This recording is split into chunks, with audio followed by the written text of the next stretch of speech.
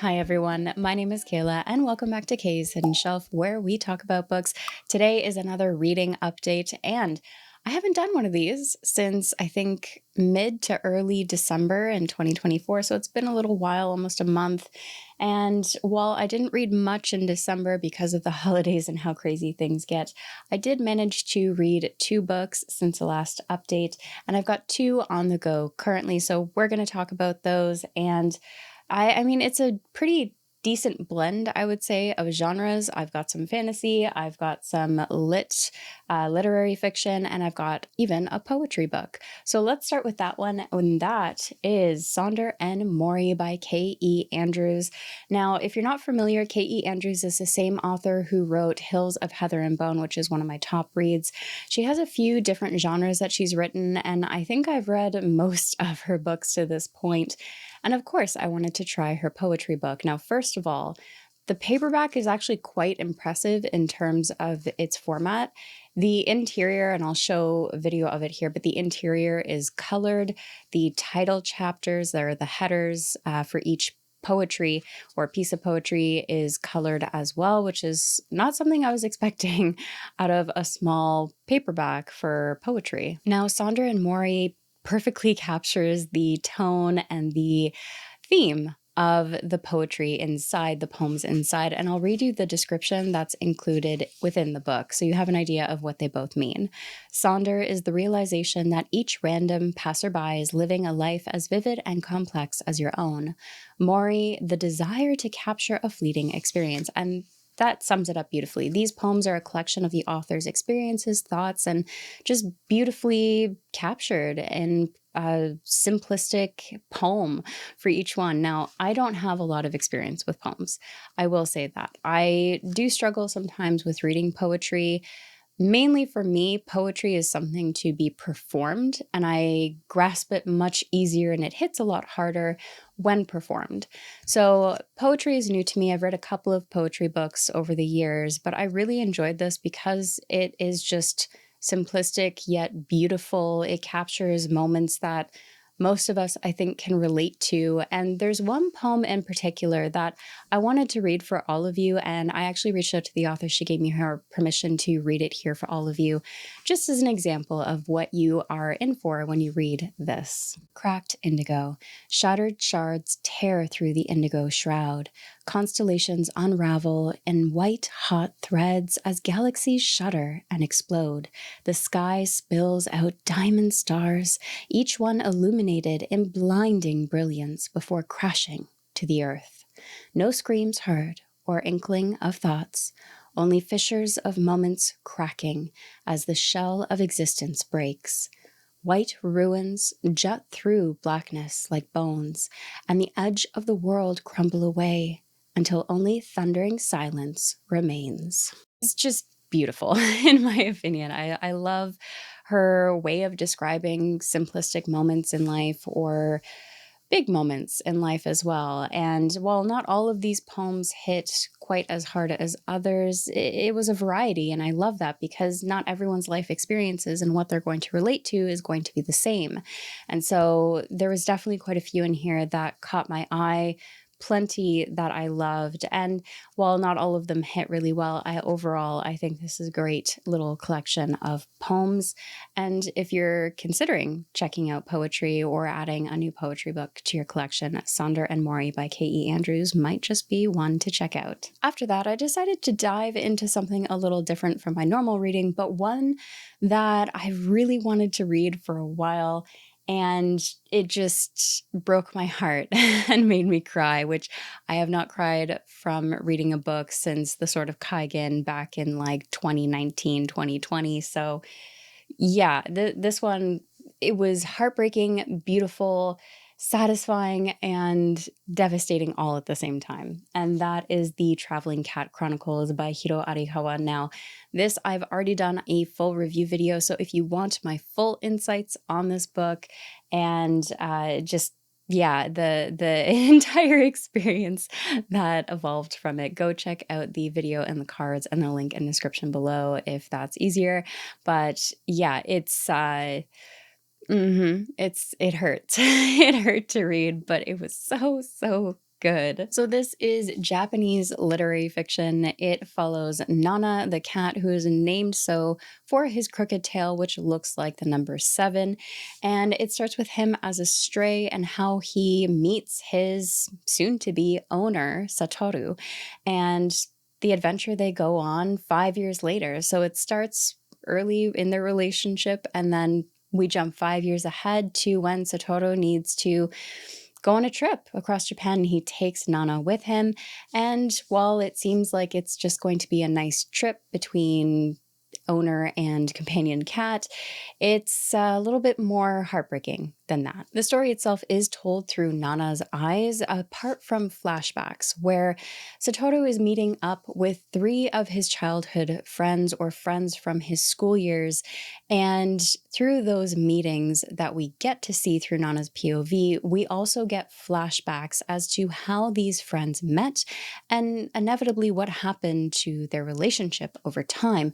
But these flashbacks are told through the friend's eyes, not Satoru, and it just made for a very interesting story as a result, and a beautiful way to explore characters, because Nana and Satoru are the main characters, and while we are following Satoru's story, we are seeing it through the eyes of others, which is just a beautiful way of capturing Satoru's story and how relationships evolve, dissolve, and how people reconnect, how it impacts major life changes, and just everything in between. It's a very human story, and seeing part of that narrative through Nana's eyes as a cat who is very much a cat, probably one of the best written cats I've ever read, for sass and attitude and just the believing themselves above everything kind of attitude to it. But essentially, it gives you a beautiful insight into so many human experiences, but primarily relationships, processing change, and major life events. And we not only get that through the human view, but we also get that through the cat's lens or other animals as they come across other animals and Nana interacts with them inevitably. So it's just a brilliant way to tell a very human story, and I think it will hit for quite a few people who are looking for that kind of story. It's going to be emotional. Don't get me wrong, it's going to be emotional. It's just also going to be satisfying. It's going to be beautiful. It's going to be thought-provoking. And at the end of the day, despite me crying and being very upset with the ending, it was just so, I don't know what the word is. It's just worth it. It's totally worth it. It left my heart full and sad at the same time, and I absolutely recommend this one if you're looking for Japanese literature and you're looking for something that's a little bit slower paced, a little bit more down to earth, and maybe doesn't have it doesn't have dragons or flying wizards, but it definitely has some beautiful imagery included as well as they travel across Japan, and just a story about a man and his cat. Before we move into the current reads, I completely forgot one of the books that I read within this update. And the reason for that is because it was an audiobook. So I am here to set the record straight and make sure it's included within this update. And that was Dungeon Crawler Carl. That's right, I have jumped headfirst into this series based on countless recommendations I've gotten from friends, the community, what have you. It's popular, it's got a lot of love, and I can see why. Now, part of the reason I forgot to include this, like I mentioned, I listened to it only on audiobook, and that was part of the recommendation I received was don't bother with the ebook, don't bother with the paperback. Enjoy the audiobook because it is a full experience. The performance feels like a full cast, and I have to agree. It was spectacularly done, and I think it captures the humor and just gets all of that expressions and absurdity across to the reader in a more enjoyable way. And like I said, I have not read the paperback or the ebook, but just from having read The Hitchhiker's Guide to the Galaxy, which this has a lot of similarities to, I would say the audiobook was definitely the way to go. Now, like I just mentioned, this reminded me a lot of Hitchhiker's Guide to the Galaxy, but also Hunger Games and Ready Player One all smushed together. There's a lot of humor to it. There's a lot of just insanity, bad llamas, drug wars between goblins and llamas, and just random chaotic things and situations, but they all flow really well together. It all somehow makes sense, and it has a lot of that nonsensical humor that you find in Hitchhiker's Guide to the Galaxy with modern day references. On the flip side of that, though, you also get heartfelt and deeper moments with the character. Not as many as I imagine will happen later on in the series, but it's enough to kind of ground you out of all of the absurdity going on within the story. Now, I'm not going to go crazy in depth with the story and what it's about. Like I said, it's a really popular book, but essentially you have a lit RPG where humanity is the planet Earth is being mined. Most of humanity has been obliterated, and the survivors are given an opportunity to either survive out in the Earth that is now barren pretty well, or take your chances with the Aliens dungeon crawler game, which is also being hosted as a reality TV show to the galaxy.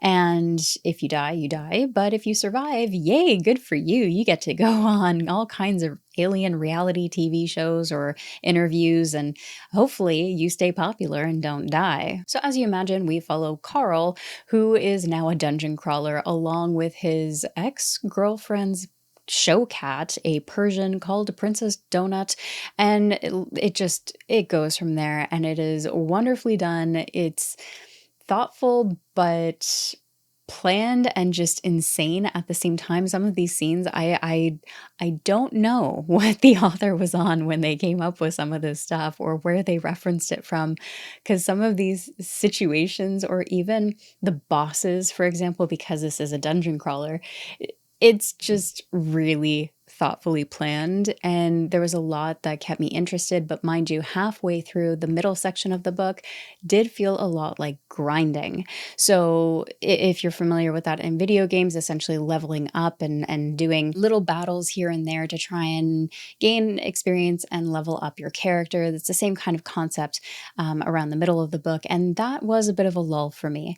Necessary for the character and believability, as far as you can take believability in this kind of story, but wholeheartedly, overall, it was enjoyable. I am definitely looking forward to continuing with this series, and the only reason I didn't jump into book 2 is because I had a priority read, which we'll talk about in my current reads, that I absolutely needed to prioritize. I've been looking forward to it for months, and I wanted to try the audiobook for this final book, which we'll talk about in a moment. But yeah, Dungeon Crawler Carl was a blast overall. I definitely recommend trying it if it sounds up your alley, and I would say it's great for reading slumps, for a palate cleanser, just something that's different from what you normally read, and all fun. And with that, let's move on to the current reads. Let's take a look at the books I am currently reading, and the two that I am reading right now are both fantasy. They have different subgenres, but it's just been, oh, it's been such a good mix between the two. I don't know why it's worked so well, but bouncing back between the two has just, it's like reading two great books at a time. How can you say no?